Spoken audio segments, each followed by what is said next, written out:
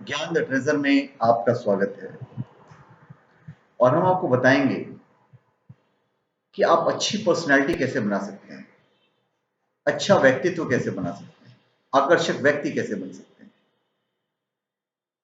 इस बात को हमें मान लेना चाहिए कि हम चाहते हैं कि लोग हमें पसंद करें।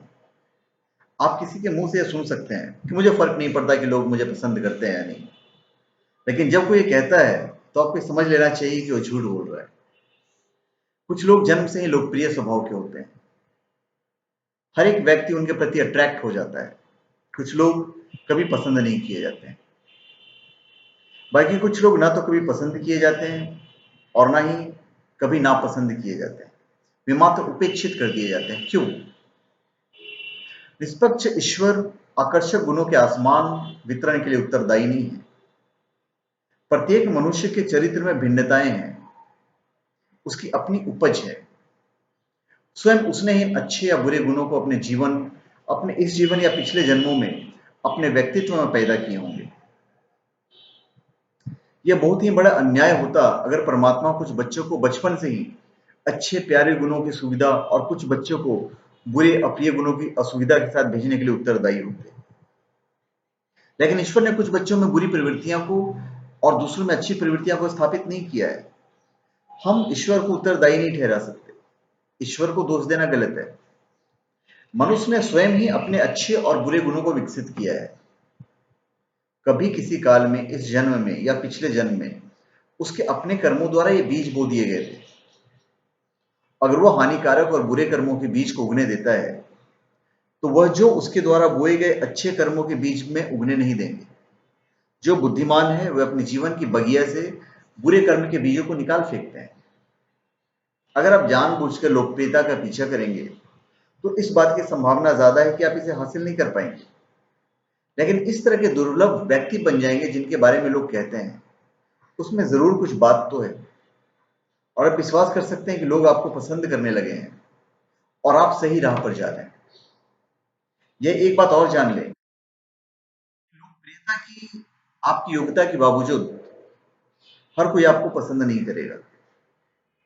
मानवीय स्वभाव में एक अजीब सा पेंच है जिसके द्वारा कुछ लोग बस यूं ही आपको पसंद नहीं करेंगे। व्यक्ति को स्वयं अपना एवं दूसरों का विश्लेषण करना सीखना चाहिए, जिससे पता चल सके क्यों कुछ लोग सभी के द्वारा पसंद किए जाते हैं और कुछ लोग नहीं। यहां तक कि बच्चों में भी हम पाते हैं कि कुछ को तो सभी प्यार करते हैं और कुछ की उपेक्षा करते हैं। इस प्रकार के विश्लेषण से सबसे पहली बात जिसका पता चलता है वो यह है कि अगर कोई लोकप्रिय बनना चाहता है तो उसे स्वयं अंदर से और अधिक आकर्षक बनना चाहिए।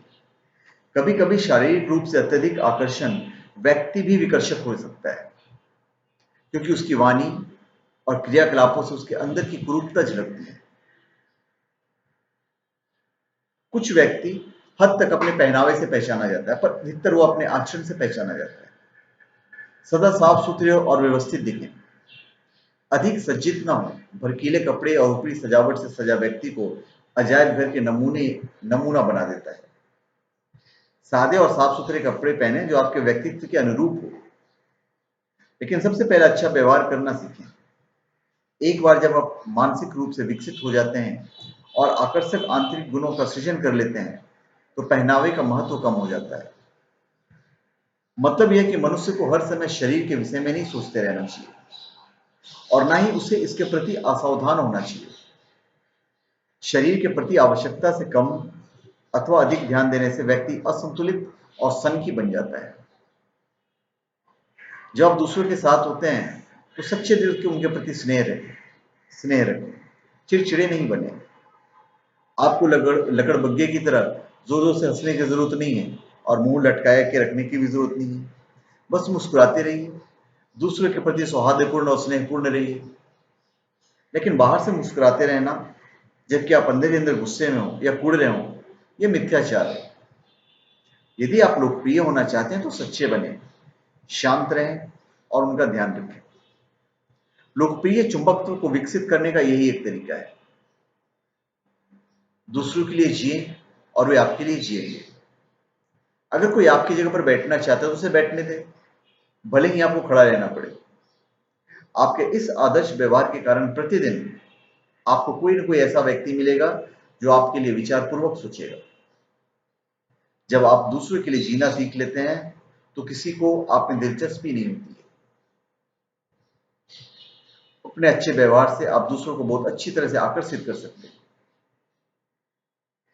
अपनी वाणी, अपने कर्मों में शिष्टता लाने का अभ्यास करें और जब खरी खोटी सुनाने का मन हो तो उसे आवेश पर नियंत्रण करें और कटुता की बजाय शांति से बात करें। कोई भी आपके मुंह से कड़वे शब्द सुन ना पाए। जब आपसे कुछ पूछा जाए तो सत्य बोलने से डरे नहीं और हाँ, अपने विचारों को दूसरे पर नहीं थोपें। जब आप किसी कपड़े की दुकान पर जाते हैं तो आप वो वस्त्र लेने का प्रयास करते हैं जो आपके अनुकूल हो और जो आपके व्यक्तित्व को निखारता हो। आपको अपनी आत्मा के लिए भी ऐसा ही करना चाहिए। आत्मा की कोई विशेष पोशाक नहीं होती, ये जो वेश चाहती है वही धारण कर सकती है।